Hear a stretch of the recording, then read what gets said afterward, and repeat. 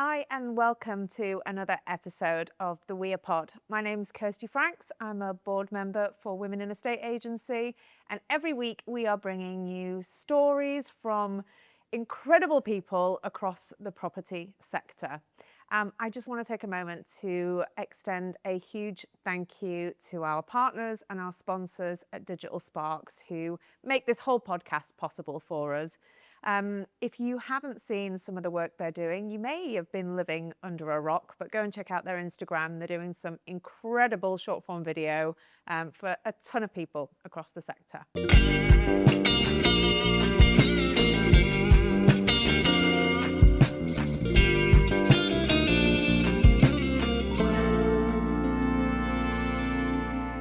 So, time to delve into today's guest. I'm going to try and make today's interview just a little bit different because I'm going to dig into my guest today. So we will talk property, I'm sure, but I'm more interested in finding out more about the man behind the property story. So you will know him as Mr. Paramount. Welcome to the We Are Pod, Thank you. Spencer Lawrence. Thank you very much. How are you? I'm good. Scared? Thanks for having me. Terrified now. Terrified. Don't be terrified. Me and you are having a chat, so you can veto any questions, but I'll still have a little dig and see where we can get to. Okay. So, you know, you've got a high profile in the industry, an incredible business within Paramount, and absolutely smashing it there with the team that you've got. So my first question, though, is, we'll talk a bit more about property in a minute. Good. But because that's the safe place, right? If somebody you meet down the pub on a Friday night says, "Who are you, Spence?" What's your answer to that question? That is a terrifying question for me. Right now, what would I answer? I would say I am a doting father. I love property. I love the team I work with. I am quite a shy character, actually. I think that would surprise people. Really shy. I hide behind my mum's legs at infant school. Really? Yeah. Oh, God, yeah. And I've learned coping mechanisms to deal with that. So people think I have a good memory because I have a good system for remembering things. And confidence, if I go into a living room, to me it's stage, jazz hands, get it done. In my personal world, I struggle with that because it feels far less authentic, because maybe who I actually am might not be quite enough, I guess. So yeah, it's something that I debate in my mind often for many, many years. And sometimes it's more prevalent than others. And because of that, I probably feel my time being busy, finding things to do, because then I don't need to sort of delve into the why, which can be challenging. And yeah, I definitely have had my ups and downs personally. Who am I is, I guess, just someone trying to do their best. As I've got older, I am now very happy to be super vulnerable. In my 30s, it was like, I don't need anyone, because I was a complete idiot, obviously. 40s, I became a bit more sensible. 50s, I'm just like, blah. I just get it all out there and just feel way more open. And actually, it's a Marmite situation. I am who I am. I don't have that need to be liked. I think I did before, but I wanted to be liked for doing a good job. Yeah. And, you know, becoming a role model for your team, or, you know, the people around you or people that you love, you know, pressure's high, you want to do the right thing by them, but actually it becomes, or can become, completely exhausting emotionally. And yeah, filling my time innately with just stuff to avoid addressing that key question is like, I'm working on it, I guess. Who am I? I'm working on it. Yeah, and I really want to delve in a little bit around how you have kind of looked into that, who you are, and how you are so brave about talking about mental health and talking about that inner critic that you have, and I really want to touch on that a little bit more. But before we get there, Paramount, incredible business. You must be so proud of where it is and where you've got to. Talk to me about the kind of journey of you getting to where you are today. Talk to me about the whole property world and it's the world of estate agency. Very simply, I was very lucky to go to university. I spent a lot of time under bushes, far too drunk, I understand, according to mother. And I was quite happy working with my dad, who was a builder. Mum decided that wasn't the path that she wanted me to take.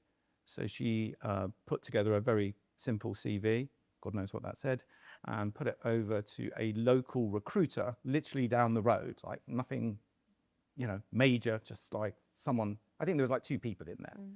And I was sent off that week to work in a Brent Cross shopping centre, emptying articulated lorry. And I was like, I don't do it. Like, I'm happy working with my dad. Yeah. Anyway, last minute, something came up in an agency and it was admin. It was a week's admin work at an office in St John's Wood.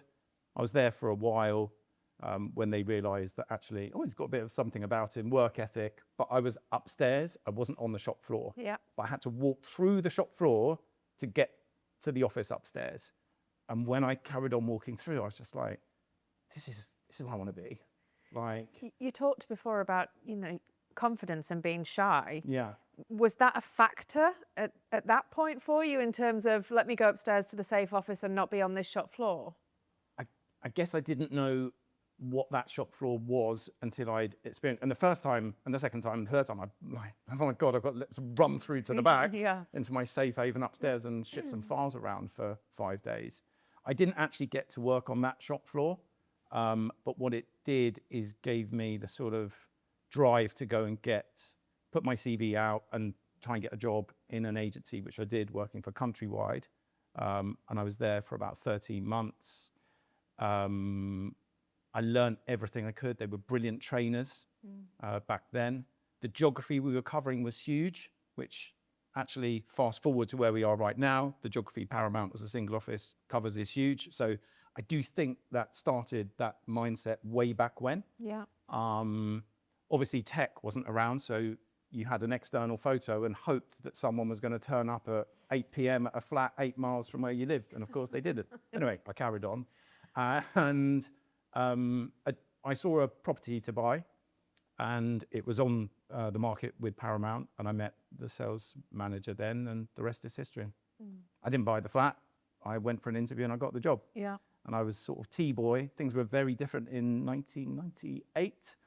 And then made mistake after mistake after mistake. Didn't lose my passion for it. I've always loved property because of my dad and being with him on building sites. And I guess it's just, it grew by default, really. And then I really started to get serious about what I was doing from a learning perspective, and then in turn being able to coach in a much more effective way in my early 40s. So for me, that sort of 20 to 30 bit was just like semi-rudderless. We were just working hard and having fun. It was week to week, and it was good. It was just like, actually, I wanted to be proud of something that I was doing, and I actually had a company come in. And they were saying in 10 years' time, when you look over your shoulder, what one word, give us one word. And it was, I want to be proud of what we've achieved. And actually the path that we were on, we were, headless chickens going round and roundabouts. We were trying hard, we were doing our best, but we had no structure, we had no focused direction. And I wanted to learn from the best and then move from that sort of, when I started my career, I don't need anyone, to actually wanting to always be the stupidest person in the room. And not just in the property industry, in any sort of industry. It's like, hold on, that's a great idea. How did you deal with that? And even watching parents interact with kids, like, oh, that was great. Or even the kid to the parent, how did you do that? That's elite negotiating, you're 6, right? And just how we can sort of weave that in. And great customer service, what that looks like if you're traveling or, just across the road at Starbucks, the interaction I had with the guy, I thought he was fantastic. My interaction with him was 30 seconds. Like, could he come and work for Paramount? Yeah. Maybe not, but I've just learned something from him, because what was the one thing he had? He had a big smile on his face. Yeah. He didn't need to do that. He asked me, did I want some other bits? Could he help me with anything else? So that to me is, I want to be learning all the time. Yeah. And then try and transpose that into my professional world and, of course, my personal world with my kids. Yeah. Our kids. So just staying on the kind of business side of things at the minute, and your role and your leadership within Paramount, what do you see as your responsibility as a leader, and how does that then translate into building the culture that you've built? It hasn't been a really good path. Like, it's been very challenging, mainly for the team, I think, as I've sort of got to grips with what I am supposed to do. And obviously how you are coaching, mentoring, leading different individuals needs to be completely different. Some need a lot more assistance and encouragement than others. Others need sort of absolute, relentless system and process. And some need a dream, some need love, whatever it is. And I guess to learn those things, to be all things to all people is very challenging. And then you sort of nail that relationship with that person, but they've moved on with their life. They're now a mum or a dad, or they're moving out of home, or whatever it might be. They've got different needs Yeah, and it's like, whoa, motivations. And but I learned you, but now I've got to relearn that, and I'm not sure I have those skills. So that was like a privilege to be able to do that. And I guess now, if I would fast forward where I started to go from sort of zero to hero in terms of where I wanted to get to, is actually just get out of the way. The process and systems need to be better than the people operating them. And then you want to bring the people through much quicker. And I think, in hindsight, being a control freak with OCDs and meddling and needing to know everything, as the business grew and has grown, obviously that's just not possible. It's just emotionally exhausting. And also you're sort of stifling the greatness within your team, their superpowers. So I would say getting out of the way quicker. If I would have my time again, I would do that. So you naturally criticise yourself. Yeah. I could see that. We'll come on to that. But you said, the one thing that you wanted was to be able to look back over your shoulder and be proud of what you've built within Paramount. What are you most proud of? From a professional perspective, Yeah. I think that's a very sort of fluid thought right now. Is if I look at the team in the office and, further afield, I am incredibly proud of all of those individuals for the journeys that they're on, because I know where they started, I know where they believe they could get to, I know where they are, which is beyond where they thought they could get to, and they're really just starting. Yeah. A lot of them are in their 30s. I look at them with great envy. Like, you did so much good to give. So I think it's and that will be continuously to improve the team, and it's just little marginal gains, a little bit of belief, a little bit of get back on the path, or actually a pause or stop. We don't always need to be go. Yeah. And just making sure that people have really good energy, they're engaged with their role, and be prepared to swap their role or adapt their role as they develop and grow as an individual. Yeah, I think that's so important in a busy growing business, that agility and that being able to be a team player and all being in it together, I know that's in my own business, that's one of the things that is so crucial, that everyone's got to muck in. We're all in this together. I think from a mindset perspective, agility is probably the best thing about Paramount. Yeah. If your mind is in that grain, but then it also can be a huge weakness unless you deal with it in the right way. Yeah. Yeah. So we try always to deal with it in the right way. Yeah. And always get that right. It shines through. It does. So I know you've talked before, openly and privately, around purpose and what your purpose is and how that's perhaps changed over the years from, this laser focus on building success and building a career and building credibility and maybe proving some of the doubters wrong, and then turning that into... There's a lot of them. We've all got them. And then turning that into being a husband and a father and a family man, and then the kind of crossover of those two roles.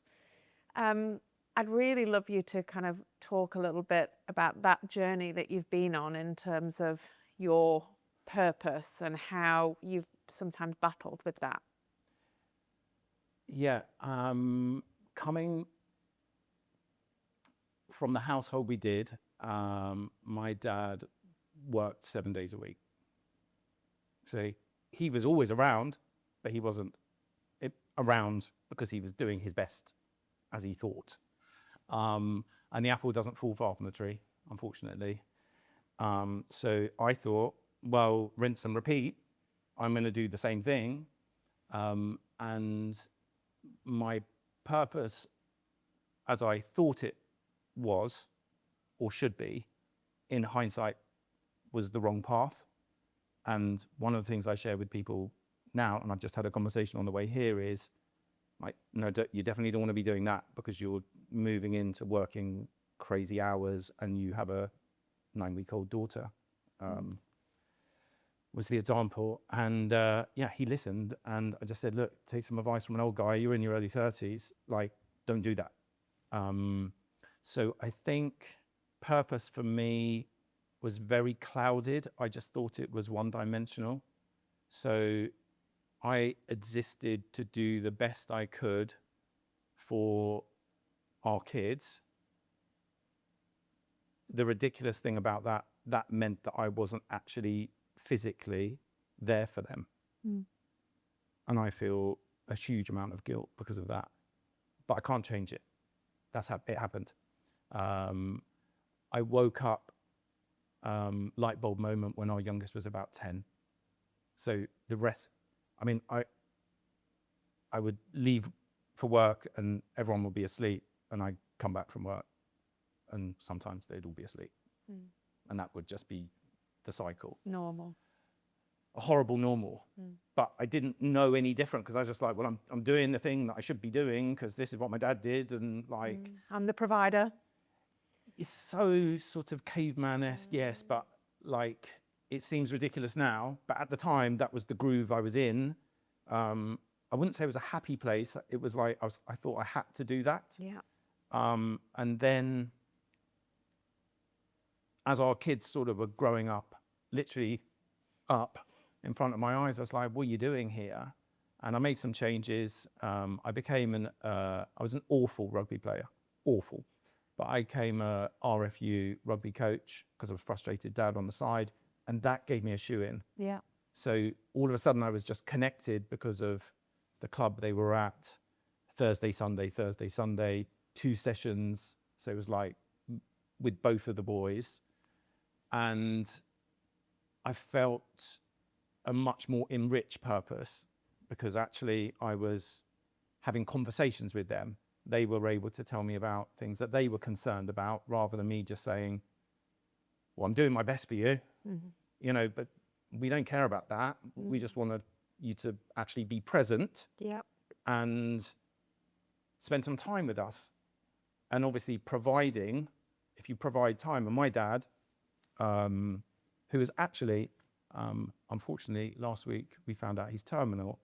So I've had lots of conversations with him since, and he said to me that the greatest gift now, because he's had his epiphany, is give time. So obviously that's what he's trying to do, 79-year-old. Dad, you're calling me, like, what do you want to talk about now? I'm coming to see you tomorrow. Yeah. Let's not, like, both of us are quite quiet people. Let's not exhaust all of the topics, Dad. We've only got like 3 things we're going to talk about Let's as leave usual. something for tomorrow. Which is how's Fran, your wife, how are the kids, how's work? Anything else? And then we'll talk about some building site that you were involved with 40 years ago, because that's what he's still passionate about. So purpose now is like, what do I want to do about it now? I want to be much more controlled with my time. I want to have unscheduled time in my diary. I want to have some time for me, because it isn't, unless if my battery is flat, and it was flat for a long, long time, I'm going to be a worse version of myself, a bit snappy, emotionally unstable, stressed, and just not enjoying it. And I've gone through those cycles of like, actually, work life isn't great because I'm just here all the time, and home life isn't great because I'm at work all the time. It's like something's got to give here, and I'm glad. One thing I am grateful for is I recognised it. It did take. There was a big episode, and I had a stress-related illness and ended up in hospital and blah blah blah. And yeah, it took about 6 months to resolve that. You blah blah blah, but you know you went through an awful lot, and it you know it's hard to hear that something so dramatic has to happen, and you have to get to a point where you hit that brick wall that you can see is coming. You know you're hurtling towards at a rate of knots, but you think you're invincible, and you think I did. Yeah, I was wrong. But the wall arrives, right? And I think, you know, I find it so refreshing listening to you speak, Spence, because there is still, especially in this industry, and especially for men, this pressure and this kind of outside expectation that you're tough, you're macho, you've got it all together, you take the weight of the world on your shoulders, you provide, you show up, you're relentless, you don't show emotion, we don't talk about our problems. But with all of that in place, that wall comes quick, or that wall can come quick. Yeah. And I think what you're doing is so brave, and I wish more men would do this. You know, Ben Madden's running the boys club as well, which again is another great initiative for men to talk about what's going on, the realities, the pressures, because there are ways to stop getting to that wall, right? Yeah. I mean, I decided to see a counsellor, which is a big thing for me. I told my mum and dad, and my mum was like, is this all down to us? I was like, no, Mum. Like, so then I felt more pressure because they felt guilty that it was down to them. And I guess there were 2 things I was trying to work out, is why I was so hard on myself, and to help me with my purpose as our kids were becoming late teenagers. And ultimately what we found out is I just didn't have enough capacity to do the things I wanted to do. So we were super disciplined around talking about what I was doing that I didn't feel suited my lifestyle or where I wanted to go anymore. And the discipline, which I find almost impossible, but I am working so hard on, is once you have that capacity, is to retain the capacity before just innately filling it back up to 100, 101%, because you just back to exhaustion. And for me, the reason why I've always wanted to have 100% capacity is because if I'm idle, my feeling would be all the way back to working crazy hours. I feel guilty. But what does that look like in reality? Because I'm one of these people that struggle with this. If I find myself with a slither of extra capacity, I fill it because I feel guilty if I don't. Yeah. But how do you overcome that? It's works in progress. I try and always have some time for myself. I am one of the worst exponents of yoga in the world. I've been doing that since, I think 1st of January 25 was my first session. My daughter dragged me there. And I would stay, I'm probably in the lot, still in the worst sort of 5% of, the participants in the room. Let's just say there's people like on their heads and doing some crazy stuff.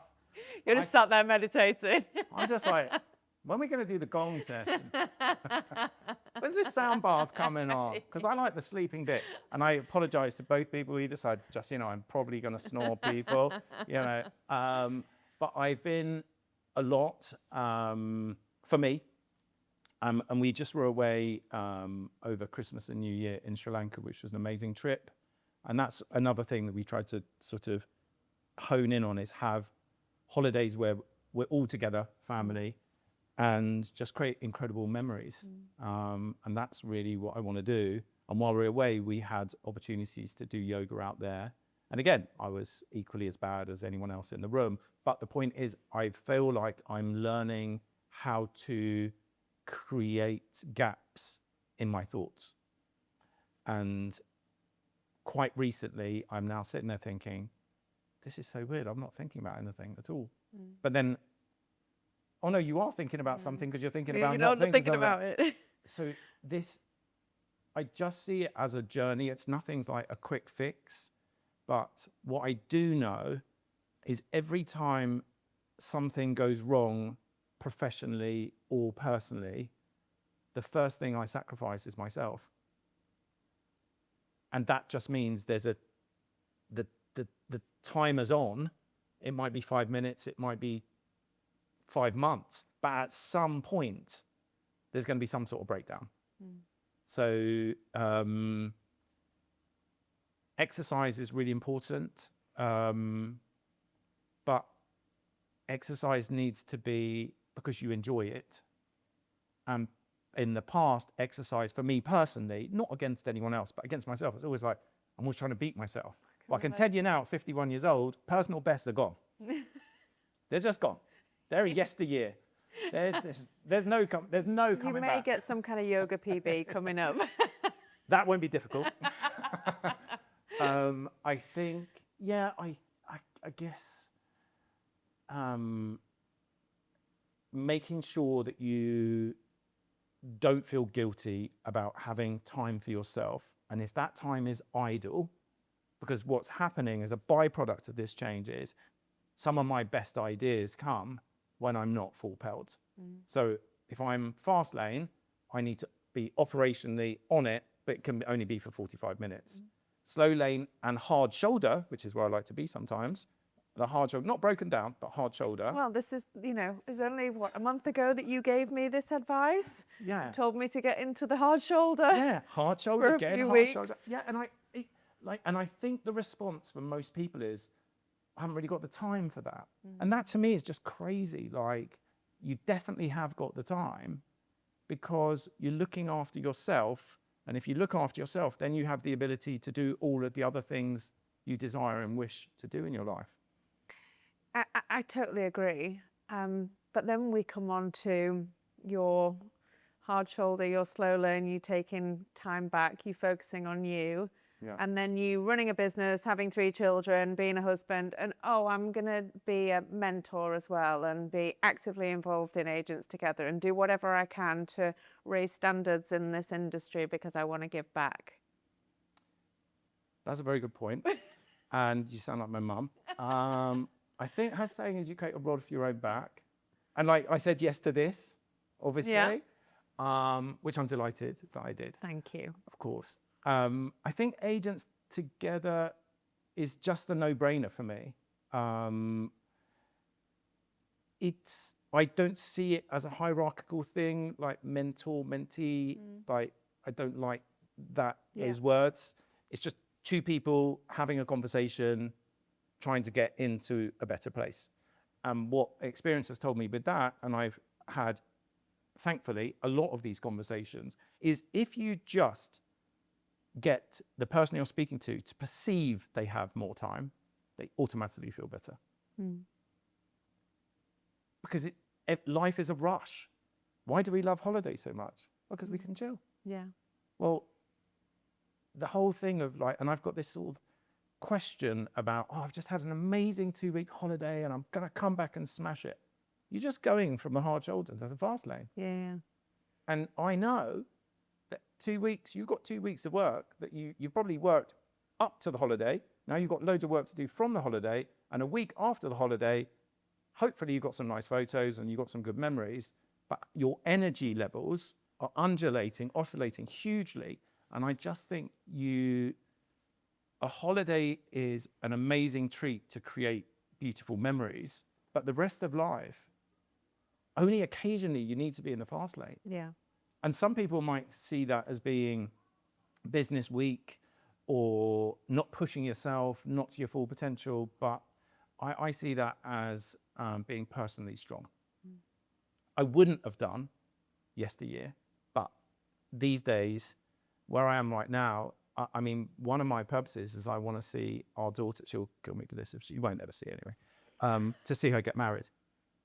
She threatens that I won't be invited, but I sort of, she has to invite me, right? Yeah. Like, even if I Pretty sit in much. the back, like, I've got to be Pretty there. much.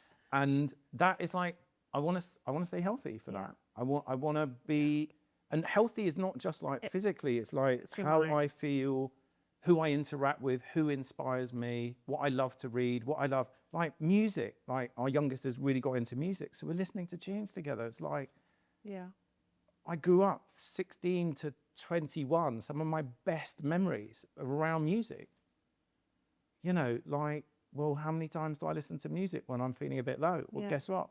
I just drive on the car and like just silent. Like, I think a lot now of I it, put tunes back on. it's about tuning into yourself as well and listening to yourself and thinking, you know, how do I feel in certain moments? What is it that makes me feel calm and at peace? What is happening when I feel like I'm spiraling and about to hit that wall? And I don't think we stop and take notice of the triggers that are making us feel a certain way, and therefore do more of that and less of that. Yeah. It's an awareness, like a personal awareness, isn't it? That we're all in that fast lane, so we're just ignoring every trigger, red flag, everything that's happening around us. And if you're not going to do it for yourself, if you're in the fast lane, you're going to miss the triggers of other people. Yeah. They're going to have an issue right there. And because you're so fixated with your lane, someone's struggling here And you blinkered. and you miss it. Yeah. So fascinating. And I think just go on. I think you Yeah, could yeah. miss it. Yeah. And I don't want to miss things. Yeah. Like, if someone needs a hand or help, like, I'm going to need it a month or 2 years down the line, whatever it is. So it has to be a two-way street. And that's why the collaboration piece is so important to me. This whole competition thing, and it was for me, like, let's, close In the down industry, competition, competition, close down our competitors and all the rest of it. It's just like, now I'm like, who's doing that the best? I want to go and speak to them, watch how they're doing it, and how can we weave that into our workflow? How can we be better, rather than think, oh no, that will never work for us. Yeah. They don't know what they're doing. No, they do. They're doing it better than us. So do we want to be stupid, or do we want to be better? Yeah. But that's, for me, Spence, that's about you leading with humility, not with ego and macho and, that. I think I'm too old for all that. I don't think you're as old as you think you are. As old as you feel, apparently. Exactly. Do more yoga. I'm feeling good. I'm feeling good today. I'd love you just to give a little bit of advice. So we've talked a lot about, growing your career and trying to have this work-life balance. I know you don't believe in the whole premise of work-life balance, nor do I. But what are some practical tips for anybody that is really struggling with this kind of burnout, this life in the fast lane, this almost feeling like life's passing by and not knowing what to do about it? I had, and it was COVID time, a bit of an epiphany, and when we were allowed to walk outside with one other person, that really cool part of life. Remember that? I went for a walk with my wife, like, yeah, and go for a walk together. We're in the same household. Hold on, we can? Yeah? We live together? Yeah, we can go. Should we go? What if someone says anything? Well, we live together, we're fine. We went for a walk. What a wild time it was. And it was crazy. but an opportunity to learn a lot of things. And I had an epiphany walking around Cleveland Park in Ealing, and I stopped and just said, I've just realized I'm chasing this thing professionally for decades, but I've realized I have no idea what I'm chasing. There's no end point to it. So why would I want to carry on chasing, the cheddar cheese that goes down the hill?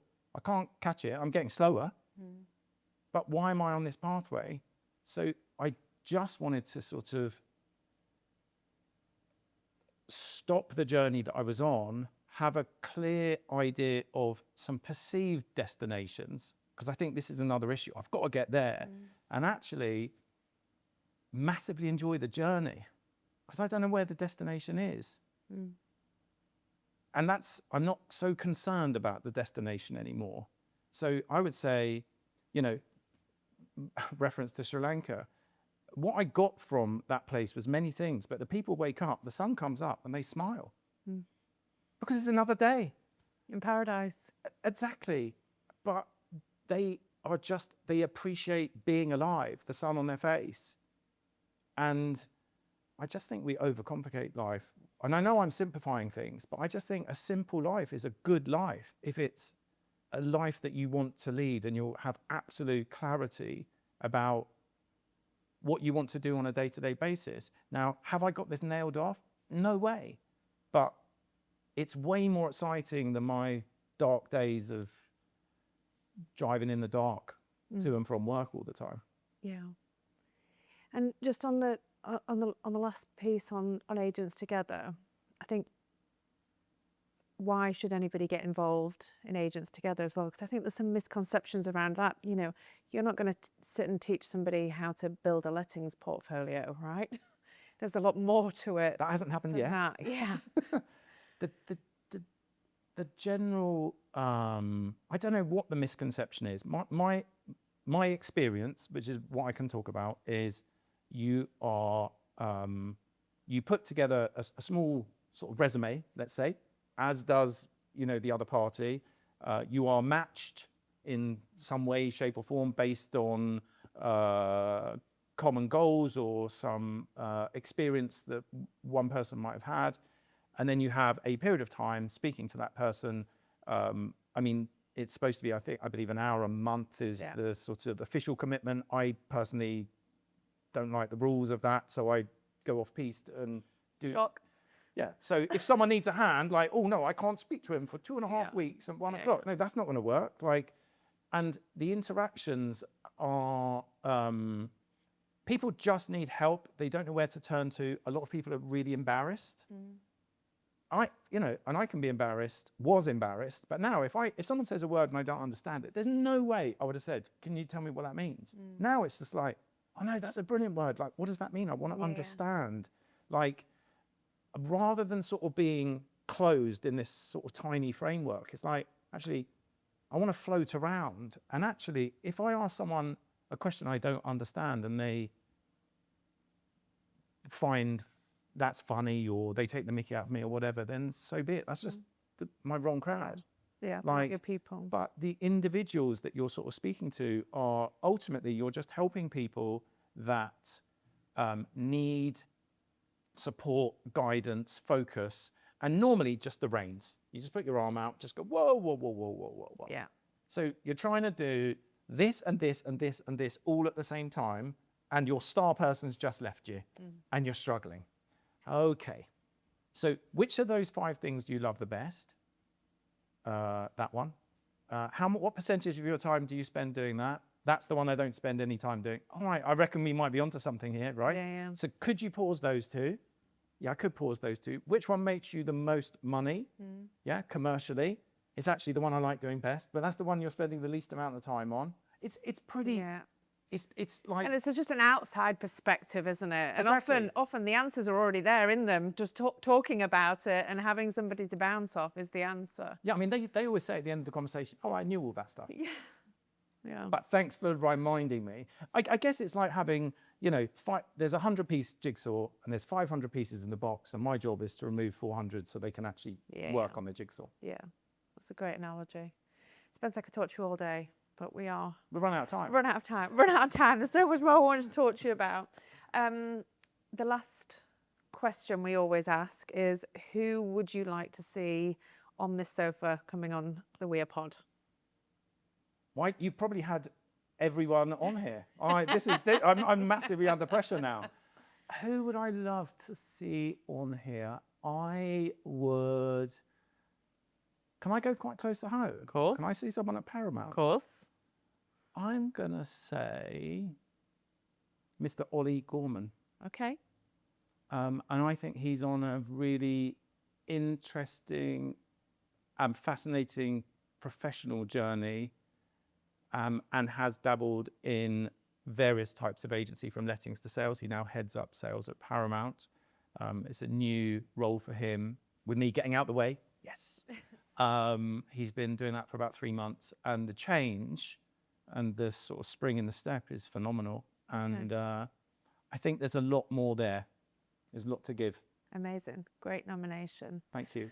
Spence, thank you so much Pleasure. for being here. Thank you for being real and honest and just authentically you. You're a breath of fresh air, and we massively appreciate it. Thank you. you. Thank you.